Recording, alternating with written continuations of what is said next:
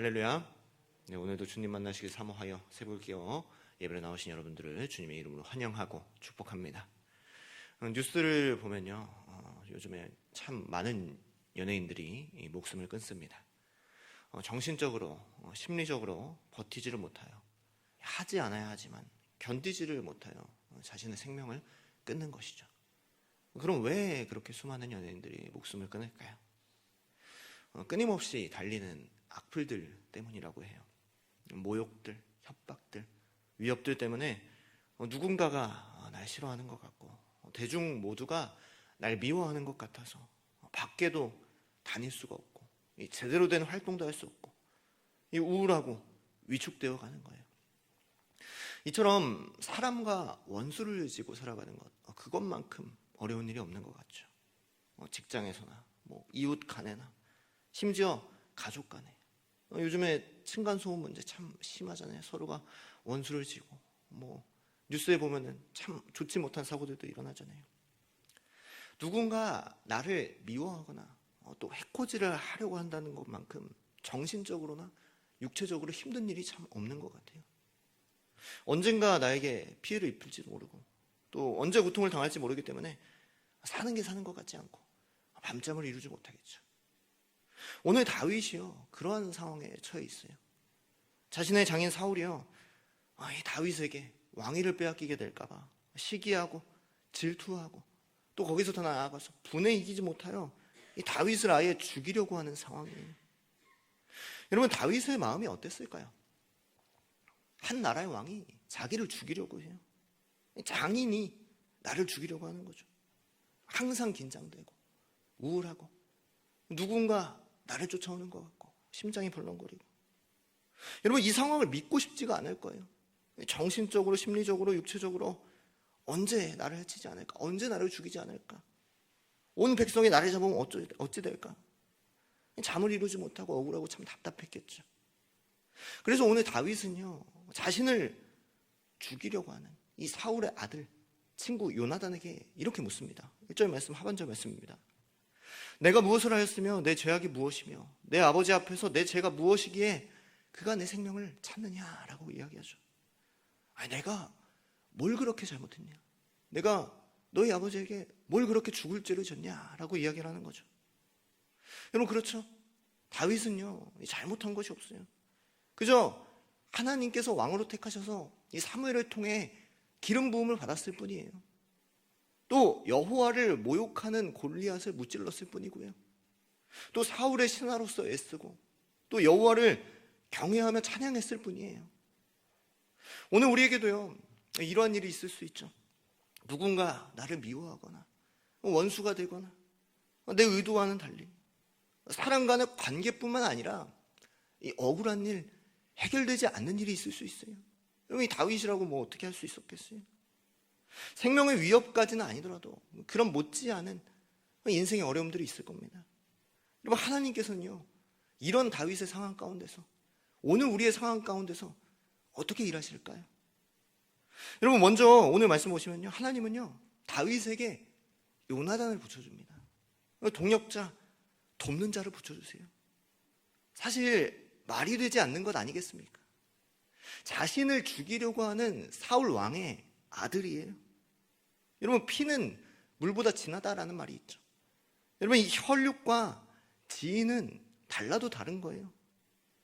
여러분, 사울 왕은 아버지예요. 그리고 이 다윗은요, 그냥 친구일 뿐입니다. 여러분, 사울이 왕이기 때문에 이 요나단이 왕자인 것이고요, 이 다윗이 왕이 되면요, 자신과 자신의 가문은요 멸절될지도 몰라요. 어떻게 될지 모르는 거죠. 여러분, 그러면요, 이 다윗을 도와주지 말아야 하는 것 아닙니까? 오히려 죽이려고 애쓰고 도와줘야 되는 것 아닙니까? 여러분, 혈육은 끊지 못하고요, 이 팔은 안으로 굽잖아요. 그러나 그럼에도 불구하고요, 요나단과 다윗이요 참 친밀해요.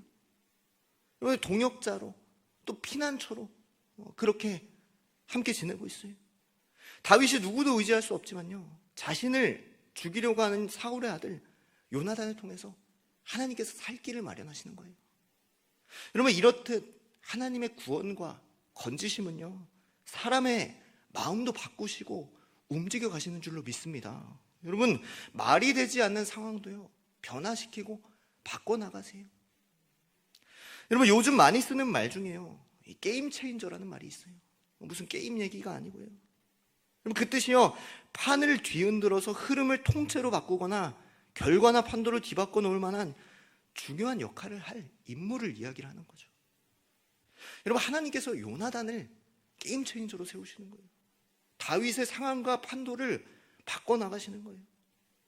사랑하는 여러분, 오늘 우리가 처한 상황도 충분히 변화시키시고 바꿔나가시고 돕는 자를 붙이시고 피할 길을 마련하시는 줄로 믿습니다.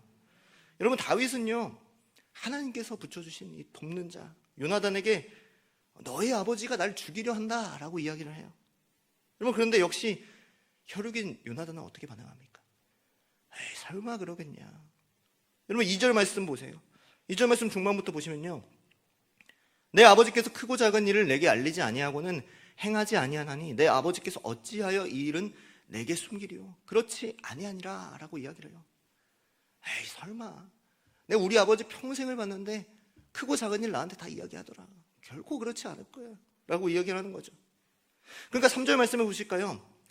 내가 내게 은혜 받은 줄을 내 아버지께서 밝히 알고 스스로 이르기를 요나단이 슬퍼할까 두려운즉 그에게 이것을 알리지 아니하리라. 나와 죽음의 사이는 한 걸음뿐이니라. 여러분, 다윗이요, 요나단에게 네가 내 친구니까 상처받을까봐 이야기 안 했을 거야, 이렇게 이야기를 하죠. 맹세코 이야기를 해요. 나와 죽음 사이는 한 걸음뿐이니라. 여러분, 사실 요나단이 이 다윗의 말 한마디에, 이 맹세 한마디에 마음이 바뀌겠습니까? 여러분, 생각이 바뀌겠습니까? 그런데 하나님께서는요, 이 요나단의 마음을 바꿔나가세요. 움직여가세요. 그래서 4절 말씀해 볼까요? 요나단이 다윗에게 이르되 내 마음의 소원이 무엇이든지 내가 너를 위하여 그것을 이루리라 그랬어요. 여러분, 이 말 한마디에, 이 맹세 한 번에 요나단이 한순간에 바뀌게 되는 거죠. 내가 너 말대로 할게, 너를 지킬게, 네 생명을 구할게 라고 이야기를 해요.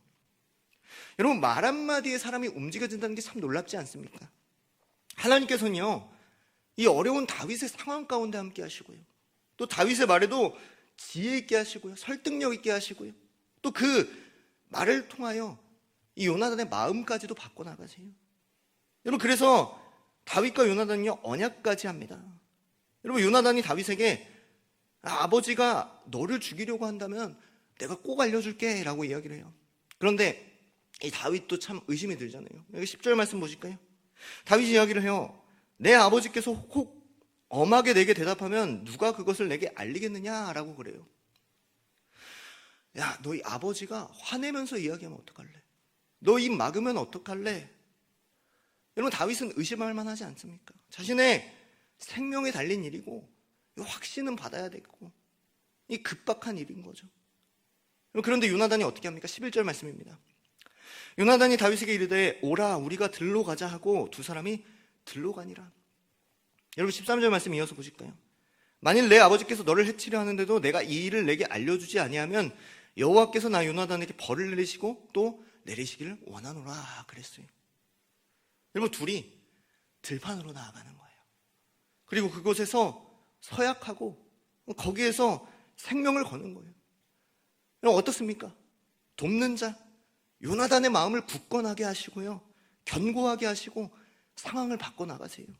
그리고 요나단은 뭐라고 이야기합니까? 14절 15절 말씀에 너는 내가 사는 날 동안에 여호와의 인자하심을 내게 베풀어서 나를 죽지 않게 할 뿐만 아니라 여호와께서 너 다윗의 대적들을 지면에서 다 끊어버리신 때에도 너는 내 인자함을 내 집에서 영원히 끊어버리지 말라라고 이야기합니다.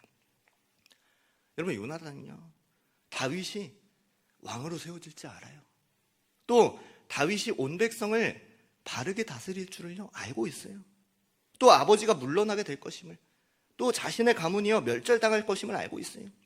그게 하나님의 뜻이고 하나님의 말씀이고 하나님이 앞으로 이뤄가실 방향임을 분명히 요나단은 알고 있어요. 자신이 아니라 하나님이 게임 체인저임을, 하나님이 판도를 뒤바꿔 나가실 것임을 알고 있어요. 그리고 진짜 올바른 것이 무엇인지, 자기가 해야 할 행동이 무엇인지를 알며 나아가고 있는 거예요. 오늘 우리도요, 우리 인생의 판도를 바꾸실 하나님을 신뢰하고 믿음으로 나아갈 수 있는 우리 모두가 될 수 있기를 주님의 이름으로 소망합니다. 그러나 다윗이 왜 이렇게까지 어려움을 겪어야 합니까? 사실 왕으로 세우시겠다는 건요, 하나님의 뜻이고 하나님의 말씀 아니었습니까? 여러분, 사무엘을 통해서 기름 부으신 거는요, 하나님이세요.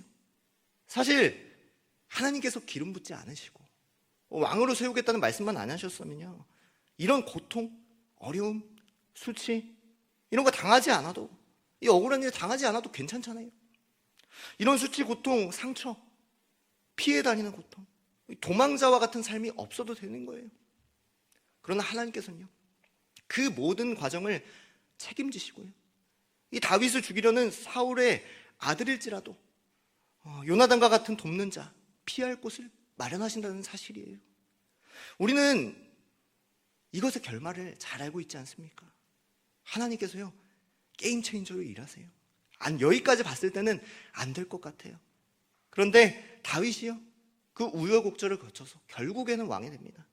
절대로 되지 않을 것 같았지만 그냥 도망다닌 인생 살다가 생명 잃고 끝날 것 같았지만요, 마침내 하나님께서 이 말씀을 이루세요. 기름 부은 바를 이루세요. 하나님께서요, 우리도 마찬가지로 지키시고 구하시고 말씀대로 이뤄가시는 줄로 믿습니다. 지금의 상황이 어려울지 몰라요.